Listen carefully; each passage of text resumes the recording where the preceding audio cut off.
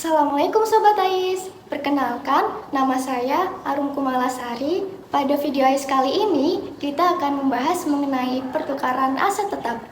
Yuk simak lebih lanjut. Seringkali, aset tetap yang sudah lama dimiliki perusahaan, produktivitas dan performanya menurun karena sering digunakan atau karena adanya teknologi yang lebih maju. Aset tetap yang tidak digunakan lagi dapat dijual, dilepaskan secara terpaksa, atau dapat ditukar. Lalu, bagaimana caranya kita menukar aset tetap? Sebelumnya, pengertian dari pertukaran aset tetap adalah situasi yang mana entitas menukarkan aset non-moneter atau aset tetap. Aset tetap itu seperti tanah, bangunan, dan peralatan. PSAK 16 tahun 2018, paragraf 25, menyatakan bahwa entitas menentukan apakah transaksi pertukaran memiliki substansi komersial dengan mempertimbangkan sejauh mana arus kas masa depan yang diharapkan dapat berubah sebagai akibat dari transaksi tersebut. Suatu transaksi pertukaran memiliki substansi komersial jika a. konfigurasi atau risiko waktu dan jumlah arus kas dari aset yang diterima berbeda dengan konfigurasi arus kas dari aset yang diserahkan, atau b.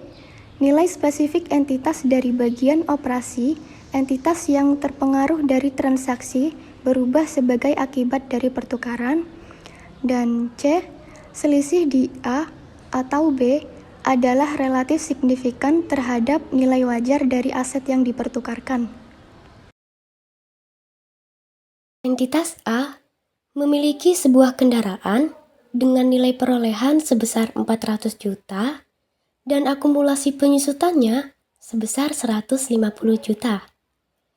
Kendaraan tersebut akan ditukarkan dengan mesin pabrik milik entitas B, yang mana pada saat pertukaran kendaraan memiliki nilai wajar sebesar 275 juta. Mesin pabrik milik entitas B memiliki nilai perolehan sebesar 500 juta dengan akumulasi penyusutannya sebesar 187 juta 500. Mesin pabrik memiliki nilai wajar saat pertukaran sebesar 300 juta. Di sini kita diminta untuk membuat jurnal yang diperlukan oleh masing-masing entitas untuk mencatat pertukaran tersebut. Nah, ayo kita jawab bareng-bareng. Dari soal tersebut, diketahui bahwa entitas A menukarkan kendaraannya dengan entitas B.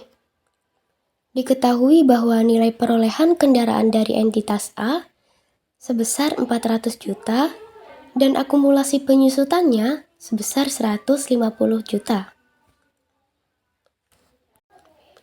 Dan untuk nilai buku bersih, yaitu nilai perolehan dikurangi akumulasi penyusutan, yang mana hasilnya sebesar 250 juta.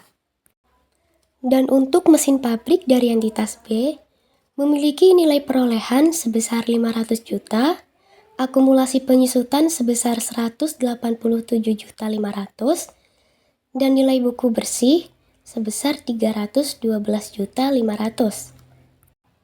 Diketahui juga nilai wajar kendaraannya sebesar 275 juta dan nilai wajar mesin pabrik sebesar 300 juta.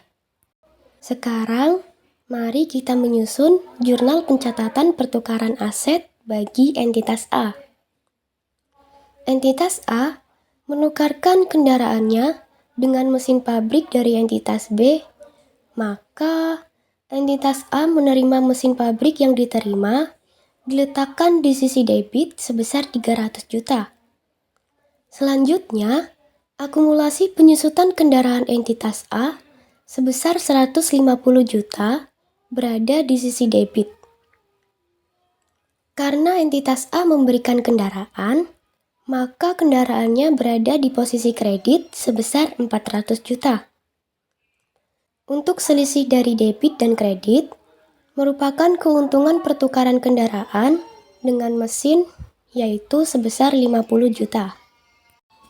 Berarti di jurnal ini, entitas A mengakui keuntungan dari pertukaran kendaraannya dengan mesin pabrik milik entitas B pada laporan laba rugi karena dilihat bahwa selisih nilai wajar mesin pabrik sebesar 300 juta yang mana lebih tinggi dari nilai buku kendaraannya entitas A yang hanya sebesar 250 juta. Selanjutnya, kita akan mencatat jurnal pertukaran aset bagi entitas B.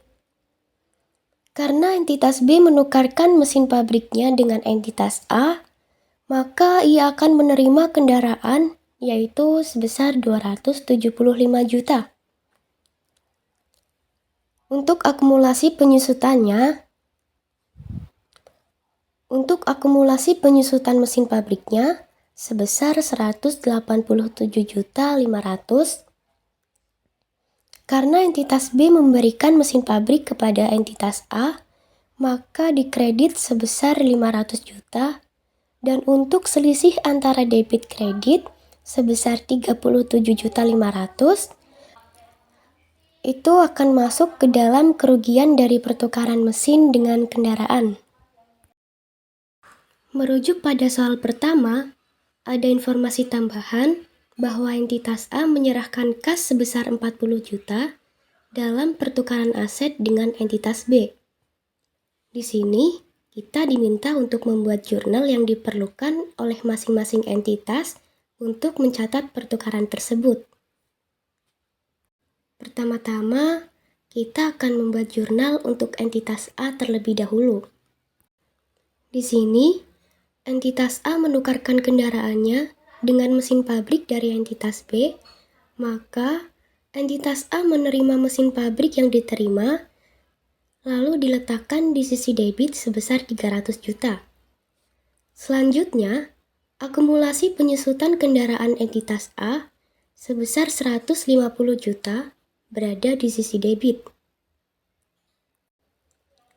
Karena entitas A memberikan kendaraan, maka kendaraannya berada di posisi kredit sebesar 400 juta. Karena entitas A menyerahkan kas sebesar 40 juta dalam pertukaran aset dengan entitas B, maka dicatat di sebelah kredit sebesar 40 juta. Untuk selisih antara debit dan kredit sebesar 10 juta, itu termasuk ke dalam keuntungan dari pertukaran kendaraan dengan mesin. Di situasi ini, entitas A hanya mengakui keuntungan dari pertukaran kendaraan dengan mesin pabrik sebesar 10 juta. Berbeda dengan yang pertama, keuntungannya sebesar 50 juta. Mengingat entitas A di sini mengeluarkan kas sebesar 40 juta. Selanjutnya, kita akan membuat jurnal untuk entitas B. Karena entitas B menukarkan mesin pabriknya dengan entitas A, maka ia akan menerima kendaraan yaitu sebesar 275 juta dan diletakkan di sisi debit. Kemudian akumulasi penyusutan mesin pabriknya sebesar 187.500.000. Dan untuk kasnya sebesar 40 juta. Karena entitas B memberikan mesin pabrik kepada entitas A, maka dikredit sebesar 500 juta. Dan untuk selisih antara debit kredit, yaitu sebesar 2.500.000, itu termasuk ke dalam keuntungan dari pertukaran. Di situasi ini, entitas B hanya mengakui keuntungan dari pertukaran mesin pabrik dengan kendaraan sebesar 2.500.000. Berbeda dengan yang pertama, yang mengalami kerugian, mengingat entitas B di sini menerima kas dari entitas A sebesar 40 juta.